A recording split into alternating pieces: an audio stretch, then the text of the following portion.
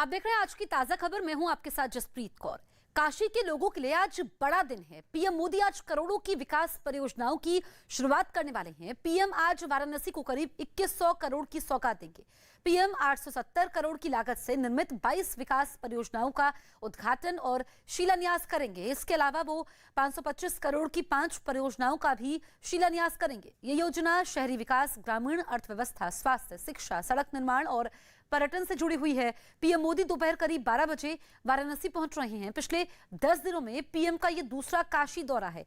काशी में शुरू हो रही इन परियोजनाओं का लाभ आसपास के इलाकों को भी मिलेगा।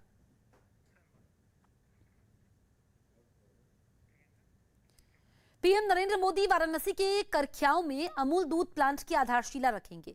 ये डेयरी करीब 30 एकड़ भूमि में बनी है। इसे बनाने में 475 करोड़ रुपए की लागत आई है। इसमें हर दिन 5 लाख लीटर दूध के प्रसंस्करण की सुविधा होगी। इससे ग्रामीण अर्थव्यवस्था को मजबूती मिलेगी। पीएम मनास डेयरी से जुड़े 1.7 लाख से अधिक दूध उत्पादकों के बैंक खातों में लगभग 35 करोड़ रुपए का बोनस डिजिटल रूप में भेजेंगे। इसके अलावा पीएम वाराणसी में रामनगर के दुग्ध उत्पादक सहकारी संघ संयंत्र के लिए बायोगैस आधारित विद्युत उत्पादन संयंत्र की आधारशिला रखेंगे। पीएम मोदी की पिंडरा तहसील के करख्याओं में एक बड़ी जनसभा को भी संबोधित करेंगे। जनसभा में हजारों लोगों की पहुंचने की खबर है। पीएम यहीं से यूपी के 20 लाख परिवारों को ऑनलाइन घरौनी भी जारी करेंगे। इसमें से 35,000 परिवार काशी में शामिल होंगे। कई लाभार्थियों को पीएम खुद अपने हाथों से घरौनी देंगे। साथ ही पीएम आज प्रयागराज और भदोई जाने वाली इस सड़कों के लिए 2, 4 और 6 लेन की सड़क चौड़ीकरण परियोजना की आधारशिला रखेंगे। इससे काशी को जैम की समस्या से कुछ राहत मिलेगी।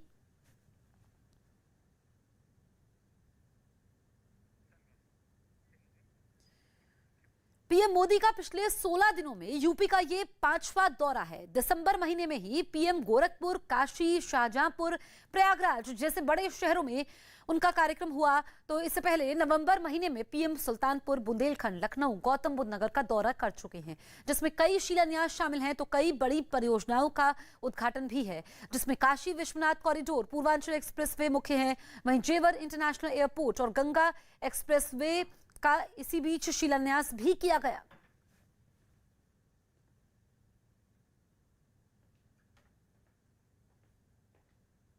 पीएम के संसदीय क्षेत्र वाराणसी को नए साल में रोपवे का तोहफा मिलने वाला है। इस प्रोजेक्ट से वाराणसी में ट्रैफिक की समस्या कम होगी, क्योंकि रोपवे बनने के बाद वहां के लोग जमीन पर नहीं बल्कि आसमान में सफर करेंगे। यानी कि ये रोपवे पतली गलियों और जैम में फंसे रहने वाले वाराणसी के लोगों के लिए किसी संजीवनी से कम नहीं होगा। दिन ब दिन बढ़ती श्रद्धालुओं और पर्यटकों की संख्या ने यातायात के आसमानी साधन पर सोचने को मजबूर कर दिया। वाराणसी में इस प्रोजेक्ट के पहले फेज में कैंट स्टेशन से दशाश्वमेध घाट तक रोपवे बनेगा, जिसे आम लोग रोजाना आने जाने के लिए इस्तेमाल कर पाएंगे। कैंट स्टेशन से लेकर गदौलिया तक का ये, जिसमें 4 स्टेशन हम लोगों ने प्रस्तावित किए और उसको हम लोग ने यहाँ पर क्रियान्वयन करने का सोचा। कुछ दिन पहले ही प्रधानमंत्री ने अपने संसदीय क्षेत्र में काशी विश्वनाथ कॉरिडोर का उद्घाटन किया था और रोपवे बनने के बाद तो काशी को 4 चांद लग जाएंगे, क्योंकि वाराणसी आने वाले पर्यटक घंटों जैम में फंसे रहने से बच जाएंगे और मिनटों में काशी विश्वनाथ कॉरिडोर पहुंच जाएंगे। एक और खास बात यह कि दक्षिण अमेरिकी देश बोलिविया की राजधानी लापास और मेक्सिको के बाद वाराणसी दुनिया का तीसरा ऐसा शहर है जहां रोपवे का इस्तेमाल पब्लिक ट्रांसपोर्ट के लिए होगा। यानी जैसे आम लोग बस, मेट्रो या फिर ऑटो से सफर करते हैं, वैसे ही वो रोपवे से भी सफर कर पाएंगे। यह रोपवे करीब 4 किलोमीटर लंबा होगा, जो 45 किलोमीटर ऊंचाई पर चलेगा, जिसमें 200 से ज्यादा ट्रॉलियां होंगी और एक ट्रॉली में एक बार में 10 लोग बैठ पाएंगे। इस प्रोजेक्ट का पहला फेज कैंट स्टेशन से दशाश्वमेध घाट तक होगा और इसी बीच 4 स्टेशन बनाए जाएंगे, जहां पहुंचने वाले लोगों को हर 1.5 से 2 मिनट पर ट्रॉली मिलेगी। एक दिशा में एक बार में 4000 लोग एक साथ सफर कर सकते हैं। मतलब यह कि आना और जाना मिलाकर दोनों तरफ से 8000 लोग यात्रा कर पाएंगे। अंदाजा लगाया जा रहा है कि रोपवे बनने के बाद रोजाना कैंट से गौदोलिया के बीच 70,000 से ज्यादा यात्री सफर कर पाएंगे। सबसे खास बात यह कि यह रोपवे 24 घंटे चलेगा, यानी रोपवे की ट्रॉली में ऊपर बैठकर लोग रात में भी काशी की भव्यता देख पाएंगे। यही नहीं, माना जा रहा है कि रोपवे परियोजना मेट्रो से आधी से भी कम कीमत पर पूरी होगी। अनुमान है कि वाराणसी में मेट्रो दौड़ाने में 1000 करोड़ रुपए का खर्च होता, लेकिन जबकि रोपवे परियोजना के लिए करीब 400 करोड़ की लागत आएगी। उत्तराखंड में विधानसभा चुनाव के ऐलान से ठीक पहले हरीश रावत ने तीखे तेवर दिखाए, जिसके बाद दिल्ली तक खलबली मच गई। राज्य में कांग्रेस के बड़े नेता और सीएम रहे हरीश रावत ने एक के बाद एक कई ट्वीट कर अपनी ही पार्टी पर गंभीर इल्जाम लगाया और लिखा कि ज्यादातर इलाकों में उन्हें संगठन का सहयोग नहीं मिल रहा है। हरीश रावत के ये तेवर देखकर कांग्रेस आलाकमान में खलबली मच गई। सूत्रों के मुताबिक पार्टी उनकी नाराजगी जल्द दूर करने की कोशिश में है, जिसका जिम्मा उत्तराखंड के प्रभारी देवेंद्र यादव को सौंपा गया। खबर है कि हरीश रावत की नाराजगी कांग्रेस के ही प्रीतम सिंह के खेमे से है, जो पार्टी विधायक दल के नेता हैं और गणेश गोदियाल से पहले वो प्रदेश में पार्टी के अध्यक्ष थे, लेकिन इसी साल उनका अध्यक्ष पद से हटा दिया गया था और ये जिम्मेदारी गणेश गोदियाल को दे दी गई, जो हरीश रावत के करीबी हैं। ऐसे में माना जा रहा है कि प्रीतम सिंह के खेमे की वजह से टिकट बंटवारे के मुद्दे पर भी पेच फंस गया, जिससे हरीश रावत खफा हो गए। अमेरिका के मायामी इंटरनेशनल एयरपोर्ट पर चौंकाने वाली घटना हुई। वहां फ्लाइट डिले होने पर एक यात्री ने इतना जबरदस्त हंगामा किया कि एयरपोर्ट पुलिस को मोर्चा संभालना पड़ा, लेकिन आग बबूला शख्स उल्टा पुलिस पर ही टूट पड़ा और तो और उसका साथ देने के लिए एक दूसरा यात्री भी हाथापाई में कूद गया। जिसके सामने आए वीडियो में हुड़दंग मचाता पहला यात्री पुलिस पर भारी पड़ा नजर आया। उसे काबू में लेने के लिए पुलिस के ही पसीने छूटते दिखे, लेकिन तभी ग्रे टी शर्ट पहने दूसरा यात्री हंगामा करने वाले शख्स के बचाव में उतर आया। वो उसे पुलिस के चंगुल से छुड़ाता नजर आया। जैसे ही पुलिस वाले की पकड़ ढीली हुई, पहले यात्री ने उस पर दनादन घूंसे बरसा दिए। पुलिसकर्मी ने खुद को बचाने की कोशिश की तो उस आदमी ने उसके सिर पर काट तक दिया। इसके बाद तो पुलिसकर्मी ने पिस्तौल निकाल ली। पिस्तौल देखते ही हर किसी ने अपने कदम पीछे खींच लिए और शुक्र रहा कि गोली चलाने की नौबत नहीं आई। एयरपोर्ट पर हंगामा करने की वजह से पुलिस ने दोनों यात्रियों को गिरफ्तार कर लिया। हालांकि बाद में ग्रे टी शर्ट पहने आदमी को छोड़ दिया गया। सुकेश चंद्रशेखर केस में नोरा फतेही गवाह होंगी। ईडी ने सुकेश चंद्रशेखर के धोखाधड़ी से जुड़े मामलों में नोरा फतेही को गवाह बना दिया। सुकेश चंद्रशेखर पर तिहाड़ जेल के अंदर बैठकर बाहर लोगों से 200 करोड़ की उगाही का आरोप है। इसी मामले में जैकलीन फर्नांडिस का नाम भी सामने आया था, लेकिन अभी तक उन्हें गवाह नहीं बनाया गया, क्योंकि खबर है कि उनकी भूमिका इस मामले में संदिग्ध है।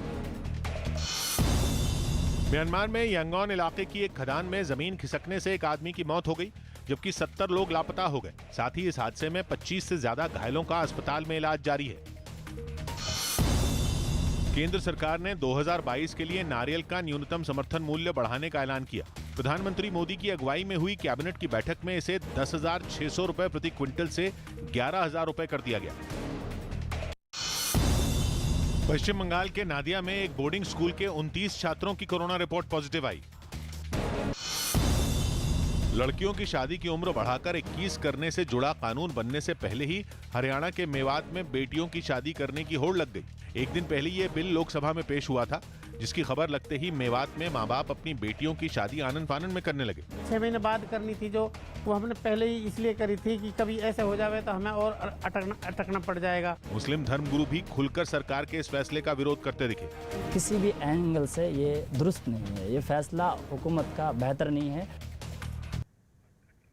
यूपी के मुजफ्फरनगर से हैरान करने वाली कुछ तस्वीरें सामने आई। वहां जन्मदिन की एक पार्टी में 2 लोगों ने हवा में फायरिंग कर दी, जिसका वीडियो सोशल मीडिया पर वायरल हो गया। जिसमें जिस लड़की के जन्मदिन का जश्न मनाया जा रहा था, वही पिस्तौल से हवाई फायरिंग करती दिखी। इसके बाद उस लड़की से घर से बाहर निकलकर एक स्कूटर पर केक कटवाया गया, लेकिन उसके केक काटने के समय भी पीछे से एक लड़का हवा में फायरिंग करने से बाज नहीं आया। इस वीडियो के सामने आने के बाद पुलिस हरकत में आ गई। जो भी उसमें वैधानिक कार्रवाई बनती है वो की जाएगी। लड़की के केक काटते समय उसके घर की कुछ दूसरी महिलाएं भी वहां मौजूद दिखी, जो जन्मदिन की इस पार्टी का हिस्सा बनी। गुजरात में हेड क्लर्क की भर्ती परीक्षा का पर्चा लीक होने के मामले में कांग्रेस सड़कों पर उतर आई। अहमदाबाद में कांग्रेस ने एक बड़ा मार्च निकाला, जिसमें पार्टी के कई बड़े नेता शामिल हुए। लेकिन कांग्रेस दफ्तर से निकलने वाली इस रैली को रोकने के लिए पुलिस ने पहले से कड़े इंतजाम कर दिए। हंगामा बढ़ना शुरू होते ही पुलिस का एक्शन भी शुरू हो गया। एक एक कर बड़े नेताओं को पुलिस ने पकड़कर बस में बिठाना शुरू कर दिया। कुछ नेताओं को तो पुलिस वाले घसीटते हुए बस तक लेकर आए, कुछ नेताओं को पुलिस वाले उठाकर बस तक लाते दिखे। हालांकि प्रदर्शनकारियों की भारी भीड़ की वजह से हंगामा बढ़ता चला गया। पुलिस ने सैकड़ों लोगों को हिरासत में लेकर हालात पर काबू पाने की कोशिश की। गुजरात में हेड क्लर्क की भर्ती के लिए हुई परीक्षा का पर्चा लीक हो गया था, जिसके बाद सरकार ने परीक्षा ही रद्द कर दी थी। लेकिन कांग्रेस की मांग है कि Gujarat subordinate services selection board के चेयरमैन को पद से हटा दिया जाए। अयोध्या में जमीन खरीद में गड़बड़ी के आरोपों की जांच होगी। मुख्यमंत्री योगी आदित्यनाथ ने जांच के आदेश दिए हैं। इस मामले में कुछ नेता और अफसर आरोपों के घेरे में हैं। सूत्रों के मुताबिक सरकार नेताओं और अफसरों के रिश्तेदारों की जमीन खरीदने की जांच करवाएगी। विशेष सचिव राजस्व जमीन खरीद मामले को लेकर जांच करेंगे और शासन को 1 हफ्ते में रिपोर्ट भी देंगे।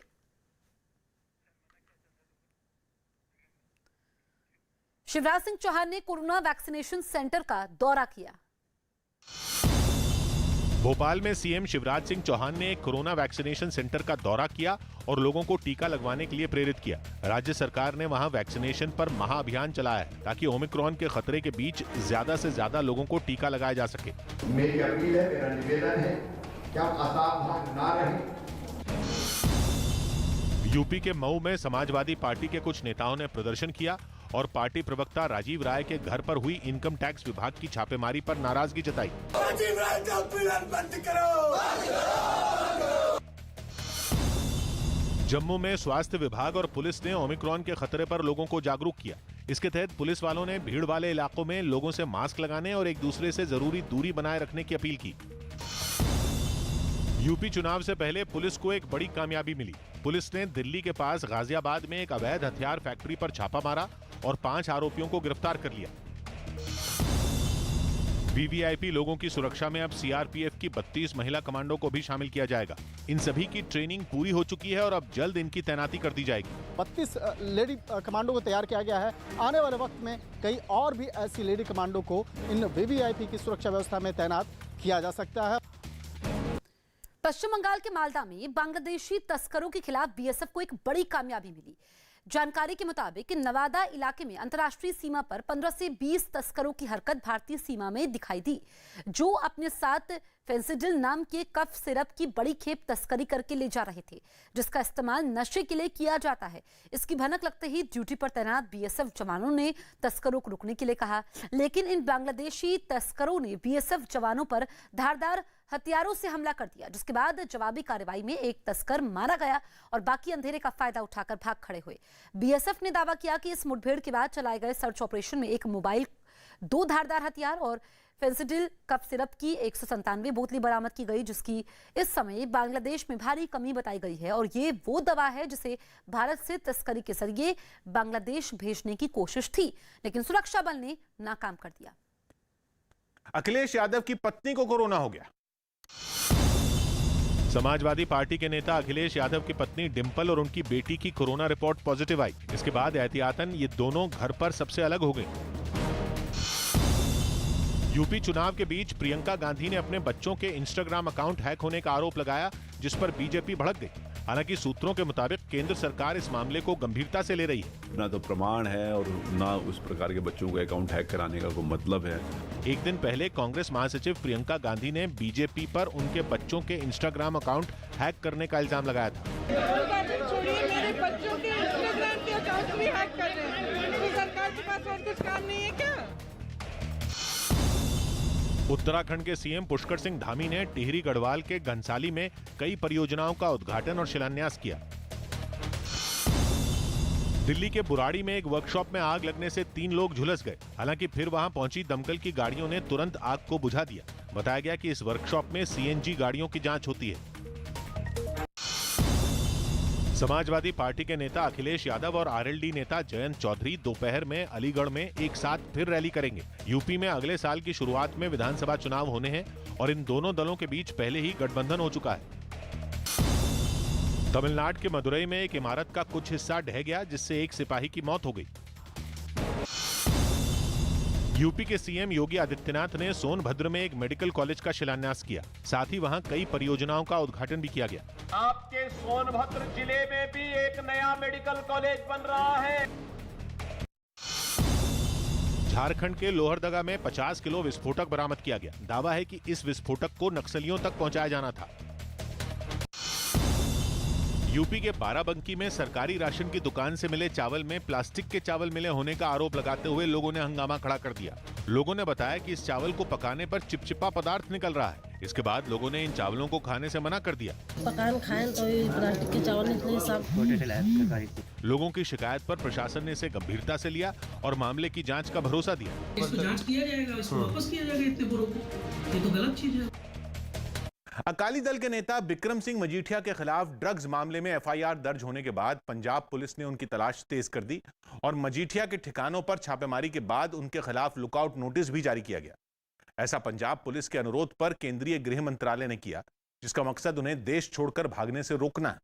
असल में एक दिन पहले जब एसआईटी की टीम उनके चंडीगढ़ वाले फ्लैट पर पहुंची तो वहां कोई नहीं मिला था, लेकिन मजीठिया के खिलाफ कार्रवाई पर सियासत गर्मा गई। ड्रग्स से जुड़े पुराने मामले में नई एफआईआर दर्ज होने के बाद अकाली दल के नेता बिक्रम सिंह मजीठिया के कई ठिकानों पर एसआईटी की टीमों ने छापे मारे, जिस पर सियासत तेज हो गई। विधानसभा चुनावों से ठीक पहले मजीठिया के ठिकानों पर छापेमारी को बीजेपी ने सियासी फायदे के लिए की गई कार्रवाई बताया। राजनीतिक लाभ लेने के लिए और राजनीतिक हित साधने के लिए किया है। हालांकि पंजाब सरकार ने मजीठिया के खिलाफ कार्रवाई को सियासी फायदे के लिए उठाया गया कदम मानने से इनकार कर दिया। अपना पुलिस को करेगी, वो इंसाफ नाल जो भी है वो करेगी। विराट कोहली आईसीसी की टेस्ट रैंकिंग में एक स्थान नीचे 7वें नंबर पर खिसक गए, जबकि रोहित शर्मा 5वें नंबर पर बरकरार हैं। महाराष्ट्र विधानसभा के शीतकालीन सत्र की शुरुआत हंगामेदार रही और बीजेपी ने सत्र के पहले ही दिन सीएम उद्धव ठाकरे के सदन में न आने पर हंगामा किया। 2 साल में कभी भी मुख्यमंत्री इसके लिए सदन में उपस्थित नहीं रहे। आते हैं, कुछ मिनट बैठते जाते हैं। विपक्ष के इस हंगामे पर सरकार के मंत्रियों ने मुख्यमंत्री की तबीयत ठीक नहीं होने की जानकारी दी। काम हो रहा है, मुख्यमंत्री जरूर आएंगे, लेकिन तबीयत को लेकर सवाल उठाना ये ठीक नहीं। ऑस्ट्रेलिया के सबसे ज्यादा आबादी वाले न्यू साउथ वेल्स राज्य से कुछ अनोखी तस्वीरें सामने आई। वहां ऑस्ट्रेलियन रेप्टाइल पार्क नाम के चिड़ियाघर में सेंटा क्लॉज की पोशाक में पहुंचे एक शख्स ने जानवरों का पेट भरकर 25 दिसंबर से पहले ही क्रिसमस का जश्न मना लिया। और ऐसा करने के लिए उसने सेंटा क्लॉज की तरह ही चेहरे पर सफेद दाढ़ी लगाई और लाल पोशाक पहनी, जिसके बाद वो अपना झोला लेकर चिड़ियाघर की तरफ बढ़ गया। वहां पहुंचकर उसने जानवरों को खाना खिलाया। उसने चिड़ियाघर में मौजूद मगरमच्छ से लेकर सांपों और कंगारों तक की भूख शांत की। ये शख्स अपने साथ खाने में कई तरह का सामान लेकर वहां पहुंचा। निडरता से उसने कभी सांप को हाथ में उठा लिया तो मगरमच्छ को कंधे पर बैठा लिया। वहां से सामने आई एक तस्वीर में वो कंगारुओं को अपने हाथों से खाना भी खिलाता नजर आया। इस शख्स ने न केवल जानवरों का पेट भरा बल्कि वहां पहुंचे लोगों का स्वागत भी किया। कुछ इसी तरह का नजारा स्पेन के बार्सिलोना में भी एक अस्पताल के बाहर देखने को मिला, जहां सेंटा क्लॉज की वेशभूषा में पहुंचा एक दमकल कर्मी कुछ मासूमों के चेहरे की मुस्कान बना। क्योंकि अस्पताल में भर्ती बच्चों से वो मिलने पहुंचा, वो भी सेंटा क्लॉज के लिबास में। जैसे ही शीशे की दूसरी तरफ उन मासूमों की नजर उस शख्स पर पड़ी, वो उसे देखकर खुश हो गए। क्रिसमस से पहले ही वो सेंटा क्लॉज को देखकर हाथ हिलाने लगे। जो तस्वीरें वहां से सामने आई, उनमें एक बच्चा सेंटा क्लॉज को देखकर इतना खुश हुआ कि वो उसे फ्लाइंग किस देने लगा। उस शख्स ने कोरोना की वजह से अस्पताल के बाहर से ही बच्चों का दिल बहलाने की ठानी। इसके साथ ही उसने सुरक्षा के सभी इंतजामों का भी पूरा ख्याल रखा। एक रस्सी की मदद से वो अस्पताल की छत से नीचे की तरफ उतरा और हर मंजिल पर मौजूद बच्चों से मिला। अमेरिका के सभी 50 राज्यों में कोरोना का नया वेरिएंट ओमिक्रॉन फैल चुका है। अमेरिका में ओमिक्रॉन से एक मौत भी हो चुकी है। वहीं अमेरिका के न्यूयॉर्क में 28,924 नए कोरोना वायरस के केस आए हैं। ब्रिटेन की बात करें तो वहां 24 घंटे में 1,06,122 नए मामले दर्ज किए गए हैं। दिल्ली में कोरोना के ओमिक्रॉन वेरिएंट की वजह से क्रिसमस और नए साल के जश्न पर रोक लगा दी गई है। यानी इस बार दिल्ली के लोग भीड़भाड़ के बीच क्रिसमस और नए साल का जश्न नहीं मना पाएंगे। असल में दिल्ली में अब तक ओमिक्रॉन वेरिएंट के 50 से ज्यादा मरीज सामने आ चुके हैं, जिसके बाद दिल्ली सरकार ने यह सख्त फैसला लिया। साथ ही दिल्ली के सभी जिलों के अधिकारियों को आदेशों का सख्ती से पालन करवाने के निर्देश भी जारी किए गए और सभी जिलों को हर दिन की रिपोर्ट सौंपने के निर्देश दिए गए।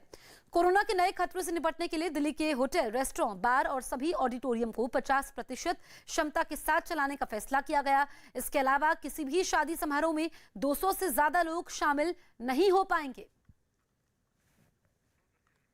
तो लाजपत नगर और सरोजनी नगर की तस्वीरें आप देखिए, बेपरवाह ये भीड़ है और तीसरी लहर की आशंका लगातार बनी हुई है। उसके बावजूद लोग नहीं समझ रहे हैं। ऐसे में दिल्ली सरकार ने नई गाइडलाइंस भी जारी की है और अब क्रिसमस, नए साल पर भीड़ इकट्ठा नहीं हो पाएगी, जश्न नहीं मनाया जाएगा।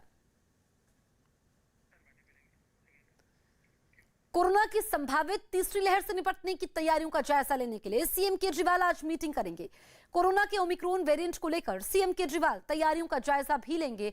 आज सुबह 11 बजे सचिवालय में यह बैठक बुलाई गई है, जिसमें संबंधित मंत्री और अधिकारी शामिल होंगे। इस बैठक में अस्पताल, बेड, ऑक्सीजन, दवाइयों समेत होम आइसोलेशन की तैयारियों की समीक्षा की जाएगी। और इन सब फैसलों के पीछे है कोरोना का ओमिक्रॉन वेरिएंट। दिल्ली में कोरोना के ओमिक्रॉन वेरिएंट की वजह से क्रिसमस और नए साल के जश्न पर रोक लगा दी गई है। यानी इस बार लोग भीड़भाड़ के बीच क्रिसमस और नए साल का जश्न नहीं मना पाएंगे। असल में दिल्ली में अब तक ओमिक्रॉन वेरिएंट के 50 से ज्यादा मरीज सामने आ चुके हैं, जिसके बाद दिल्ली सरकार ने यह सख्त फैसला लिया। साथ ही दिल्ली के सभी जिलों के अधिकारियों को आदेशों का सख्ती से पालन करवाने के निर्देश भी जारी किए गए और सभी जिलों को हर दिन की रिपोर्ट सौंपने के निर्देश दिए गए। कोरोना के नए खतरे से निपटने के लिए दिल्ली के होटल, रेस्टोरेंट, बार और ऑडिटोरियम को 50% क्षमता के साथ चलाने का फैसला किया गया। इसके अलावा किसी भी शादी समारोह में 200 से ज्यादा लोग शामिल नहीं हो पाएंगे। दिल्ली की तरह मुंबई की नगर पालिका बीएमसी ने भी नियमों में सख्ती का फैसला किया है। वहां किसी भी कार्यक्रम या समारोह में 200 लोगों को शामिल होने का नियम बनाया गया है। अगर किसी कार्यक्रम में 200 से ज्यादा लोग शामिल हों तो उसके लिए पहले पुलिस विभाग और बीएमसी से इजाजत लेनी जरूरी होगी। इसके अलावा पंजाब सरकार भी कोरोना से निपटने के लिए पूरी तरह एक्शन मोड में है। वहां सरकारी कर्मचारियों के लिए यह नियम बनाया गया कि अगर वैक्सीन नहीं तो वेतन नहीं, यानी पंजाब सरकार के कर्मचारियों को अपने वैक्सीनेशन की जानकारी देनी होगी, उसके बाद ही उन्हें वेतन दिया जाएगा। महाराष्ट्र में कोरोना के मामले लगातार बढ़ रहे हैं। कुल कोरोना के 1201 नए मरीज सामने आए हैं। एक महीने में यह सबसे बड़ा आंकड़ा है। दिल्ली की तरह मुंबई की नगर पालिका बीएमसी ने भी नियमों में सख्ती का फैसला किया। न्यू ईयर या क्रिसमस सेलिब्रेशन की पार्टी में हॉल या स्पेस की क्षमता के मुताबिक ही 50% लोगों को ही आने की इजाजत होगी। अगर किसी कार्यक्रम में 200 से ज्यादा लोग शामिल हो तो उसके लिए पहले पुलिस विभाग और बीएमसी से इजाजत लेनी जरूरी होगी। पब्लिक प्लेस पर जाने की इजाजत सिर्फ उन्हीं लोगों को होगी जिन्हें वैक्सीन की दोनों डोज लगी होगी। फुली वैक्सीनेटेड ही पब्लिक ट्रांसपोर्ट में आ जा सकते हैं। जिस जगह पर पार्टी या कोई कार्यक्रम हो रहा है वहां के स्टाफ का पूरी तरह वैक्सीनेटेड होना जरूरी है। हॉल या स्पेस में मास्क पहनना, पूरी दूरी बनाए रखना और सफाई रखने जैसे जरूरी प्रोटोकॉल का पालन करना भी जरूरी होगा।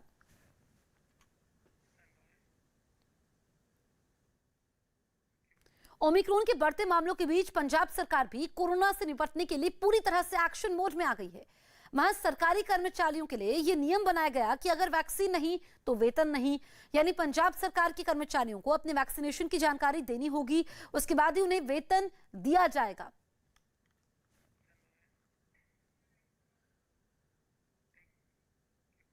कोरोना के नए वेरिएंट ओमिक्रॉन के बढ़ते हुए केसों को देखते हुए हरियाणा ने सख्त कदम उठाने का ऐलान किया है।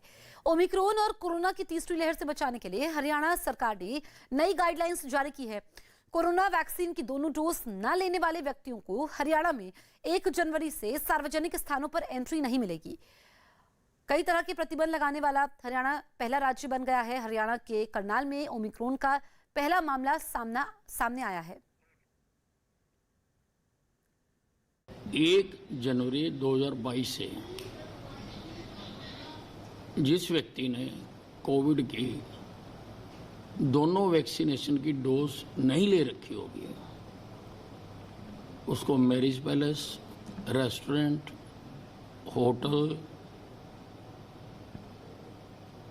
दफ्तर, बैंक या कोई भी ऐसी जगह जहां पर ज्यादा लोग होते हैं उसको प्रवेश करने की इजाजत नहीं दी जाएगी। जापान से तनाव में उलझे रूस ने अपने तल्ख तेवर बरकरार रखे और जापान सागर में एक नई क्रूज मिसाइल का टेस्ट किया।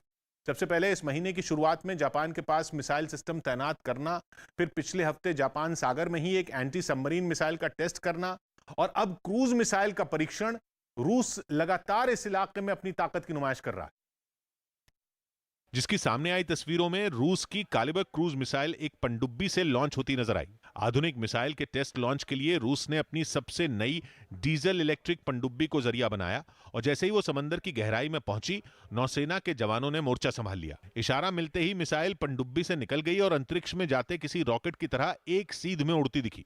रफ्तार तो उसने ऐसी पकड़ी कि देखते ही देखते आंखों के सामने से ओझल हो गई। बताया गया कि पानी के अंदर से लॉन्च हुई मिसाइल ने 1000 किलोमीटर दूर जमीन पर मौजूद अपने टारगेट को तय वक्त पर ढेर भी कर दिया। और जहां एक तरफ जापान सागर में रूस ने अपनी नई मिसाइल को लॉन्च किया, तो दूसरी तरफ राजधानी मॉस्को में खुद राष्ट्रपति व्लादिमीर पुतिन ने परमाणु ताकत वाली 2 खतरनाक पनडुब्बियां अपनी नौसेना के बेड़े में शामिल कराई। जिसके लिए रखे गए कार्यक्रम में पुतिन रूस के रक्षा मंत्री के साथ अपनी सेना के आधुनिक हथियारों और साजो सामान का जायजा लेते दिखे। मिलिट्री एग्जीबिशन में रक्षा मंत्री ने पुतिन को एक राइफल दिखाई तो पुतिन उसे सिर्फ देखते ही नहीं रहे, बल्कि उन्होंने राइफल को अपने हाथों में उठा लिया। वो सेना की एक नई आधुनिक गाड़ी की बारीकियों पर गौर करते हुए भी दिखे। रूस ने अपनी नई पनडुब्बियों के जरिए इशारों में जापान के साथ अमेरिका को भी चेतावनी दे दी। इस वक्त की बड़ी खबर आपको बता दें, उत्तराखंड कांग्रेस के बड़े नेता दिल्ली तलब किए गए हैं। सूत्रों के हवाले से बड़ी खबर है, हाईकमान ने बड़े नेताओं को दिल्ली बुलाया है। आज देर शाम तक दिल्ली पहुंचेंगे सभी नेता। गणेश गोदियाल, हरीश रावत, प्रीतम सिंह जाएंगे दिल्ली। कल दिल्ली में होगी पूरे विवाद पर बातचीत। देखिए, हरीश रावत ने जो ट्वीट किया उसके बाद कयास लगाए जा रहे हैं कि या तो वो कांग्रेस पार्टी छोड़ेंगे या फिर राजनीति से संन्यास लेंगे। इसी को लेकर के अब ये उत्तराखंड के बड़े नेता दिल्ली तलब किए गए हैं। और क्योंकि चुनाव नजदीक है, ऐसे में उत्तराखंड कांग्रेस में हरीश रावत मुख्यमंत्री पद का चेहरा, लेकिन जो उन्होंने अपनी टीस एक ट्वीट के जरिए उतारी कि पार्टी में नेताओं के बीच में मतभेद है। अनुपम त्रिवेदी मेरे सहयोगी फोन लाइन पर मौजूद है। अनुपम, हरीश रावत का ट्वीट सामने आता है, उसके बाद उत्तराखंड कांग्रेस के बड़े नेता दिल्ली तलब किए जाते हैं। जी देखिए, इसके बाद तो फाइनली यही बचा था, क्योंकि कांग्रेस भी अब सत्ते में है। कांग्रेस का हाईकमांड नहीं चाहेगा कि चुनाव के ऐसे मौके पे, जब उत्तराखंड उन स्टेटों में है जहाँ की थोड़ा बहुत चांस है कांग्रेस का, बाकी आपने देखा है कि नॉर्थ इंडिया में इतना बढ़िया हालत में कांग्रेस नहीं है, तो कांग्रेस ने इसको बड़ा सीरियसली लिया है। तो आज इन सारे बड़े नेताओं को सम्मान करा हुआ है, जिसमें लीडर ऑफ अपोजिशन है प्रीतम सिंह है, हरीश रावत है, ये यहाँ पर कांग्रेस की कैंपेन कमेटी के चेयरपर्सन भी हैं, और प्रदेश अध्यक्ष हैं गणेश गोदियाल कांग्रेस के। ये 3 बड़े नेता रहेंगे। साथ में देवेंद्र यादव जो एआईसीसी इंचार्ज है, यहाँ के सेक्रेटरी है एआईसीसी के, वो भी उस बैठक में रहेंगे। तो कहीं ना कहीं एक कोशिश होगी कि इनके बीच में जो डिफरेंसेस है वो कहीं दूर किए जाएं। लेकिन मुझे लगता है कि जिस तरीके से नेता इतने दूर आ गए हैं, उनके बीच में रीअप्रोचमेंट बहुत आसानी से होगा, इसकी गुंजाइश कमी लगती है। जी ठीक है अनुपम।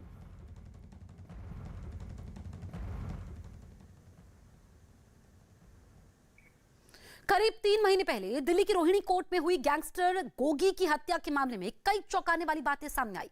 इस मामले में दिल्ली पुलिस ने 111 पेज की चार्जशीट दाखिल की, जिससे पता चला कि गोगी को मारने वाले दोनों हमलावरों को 1 महीने तक ट्रेनिंग दी गई थी और ये ट्रेनिंग दिल्ली की मंडोली जेल में बंद गैंगस्टर टिल्लू के गुर्गों ने दिलवाई थी। चार्जशीट में इस बात का भी जिक्र है कि गैंगस्टर गोगी को मारने के लिए 3 हमलावर उस दिन कोर्ट में गए हुए थे, जिनमें एक नेपाली मूल का हमलावर भी था। लेकिन हमले वाले दिन जेल में बंद टिल्लू ने नेपाली मूल के हमलावर को इस प्लान से हटा दिया था। इस मामले में उमंग नाम के एक आरोपी को भी गिरफ्तार किया गया, जो पेशे से वकील है।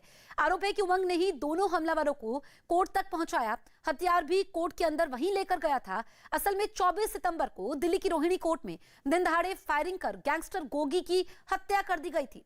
जिस वक्त उसे पेशी के लिए कोर्ट लाया गया था, उसी वक्त वकीलों की ड्रेस पहनकर आए टिल्लू गैंग के 2 बदमाशों ने उस पर ताबड़तोड़ गोलियां चलाई थी। फिल्म